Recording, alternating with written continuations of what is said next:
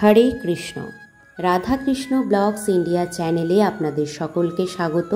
আশা করি সকলে ভালো আছেন, সুস্থ আছেন। রান্নাঘরে একটি ভুল কাজ যা জীবনে ডেকে নিয়ে আসে চরম বিপর্যয়, দুর্ভোগ, মনের নানা সমস্যা। এই একটি কাজ বাড়ির গৃহকর্তা এবং গৃহকর্ত্রীর জীবনে চরম বিপর্যয়কে ডেকে নিয়ে আসে। তাদের সবসময় মনে হয় যে বাড়িতে এক মুহূর্ত ভালো লাগছে না, বাড়ির থেকে বেরিয়ে চলে যাওয়ার ইচ্ছা হয়। কখনো কখনো মনে এটাও আসে নিজের জীবনকেই শেষ করে দেওয়ার মতো ইচ্ছা বা চিন্তাভাবনা তাদের মনে জেগে ওঠে। আজকের এই ভিডিওর মেন বিষয়বস্তুই হলো রান্নাঘরে এমন কোন ভুল কাজটি আমরা অজান্তে করে ফেলি যার ফলে আমাদের জীবনে এমন চরম বিপর্যয়গুলি দেখা দেয়, এবং যদিও আমরা অজান্তে এই ভুল কাজগুলো করেও ফেলি তাহলে তার প্রতিকার কী সেটি আজকে এই ভিডিওতে বলা হবে। ভিডিওর মূল পর্বে যাওয়ার আগে সকলের কাছে অনুরোধ, যারা চ্যানেলে নতুন তারা অবশ্যই চ্যানেলটিকে সাবস্ক্রাইব করে বেল আইকনে ক্লিক করে অল বাটন প্রেস করবেন, যাতে ভিডিওর প্রথম নোটিফিকেশান সবার প্রথমে আপনার কাছে পৌঁছে যায়। আর যারা অলরেডি চ্যানেলটিকে সাবস্ক্রাইব করেছেন তাদেরকে জানাই অসংখ্য ধন্যবাদ। আজকের এই ভিডিওতে আমরা এমন কিছু বিষয় জানতে পারব যা আমাদের জীবনে অনেক কিছু সমস্যাকে দূর করে দেবে। আমরা জানি আমাদের জীবনের যত ঝুট ঝামেলা অশান্তি আসে সেগুলি কিন্তু কতগুলো গ্রহের খারাপ প্রভাবের ফলে। যেমন আমাদের মনকে কন্ট্রোল করে চন্দ্র, এবং আমাদের জীবনে যত রকম পজিটিভ চিন্তাভাবনাকে নেগেটিভে কনভার্ট করে সেটি হলো রাহু গ্রহ। এই দুটো গ্রহের প্রভাব কিন্তু আমাদের জীবনে তছনছ করে দেয় জীবনকে। রান্নাঘরে আমরা সবাই জানি রান্নাঘর হচ্ছে মা অন্নপূর্ণা স্থান, খুব পবিত্র স্থান।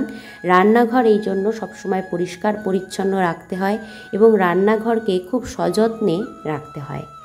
মা লক্ষ্মী দেবীর তবেই কিন্তু বিশেষ কৃপালাভ করা যায়।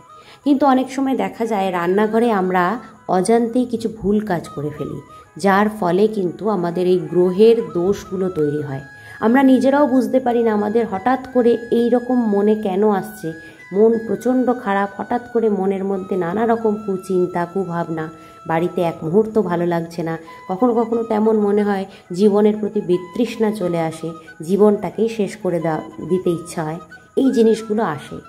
তো এগুলোর একটি কারণ হচ্ছে, শাস্ত্রে বলা হচ্ছে যে আমরা রান্নাঘরে যখন আমরা দুধ জাল দিই, সবার বাড়িতেই তো দুধ কম বেশি হয়, তো যখন দুধ জাল দিই আমরা রান্নাঘরে, তখন দেখা যায় গ্যাসে যখন দুধটা ফোটে, যতক্ষণ দুধটা উতলে ওঠে, যতক্ষণ সেটি উতলে না পড়ে ততক্ষণ অবধি সেটি বাড়ির জন্য খুব শুভ, সেটি বাড়ির আয় উন্নতিকে ইঙ্গিত বয়ে নিয়ে আসে। কিন্তু যখন এই দুধ উতলে গিয়ে গ্যাসের আগুনে পড়ে বা উনুনের আগুনে পড়ে সেটি কিছুটা পুড়ে যায়, সেটি কিন্তু সংসারে ঘোরতর অমঙ্গলকে ডেকে নিয়ে আসে। এই একটি কারণেই কিন্তু আমাদের জীবনে গ্রহের কুপ্রভাব তৈরি হয়ে যায়। দুধ উতলে উঠে আগুনে পুড়ে যাওয়া সংসারে প্রচণ্ড অমঙ্গলকে ডেকে নিয়ে আসে, যার ফলে আমাদের মন অস্থির হয়ে ওঠে এবং বাড়ির গৃহকর্তা এবং গৃহকর্ত্রীর মনের মধ্যে ঝড় ওঠে। তাই ভুলেও কখনো যখন দুধ জাল দেবেন সবসময় চেষ্টা করবেন উনুন বা গ্যাসের সামনে থাকার, যাতে কোনোভাবেই দুধ উতলে উনুনে না পুড়ে যায়। যদি কখনো অজান্তে এটি হয়ে যায় তাহলে তার প্রতিকার কি?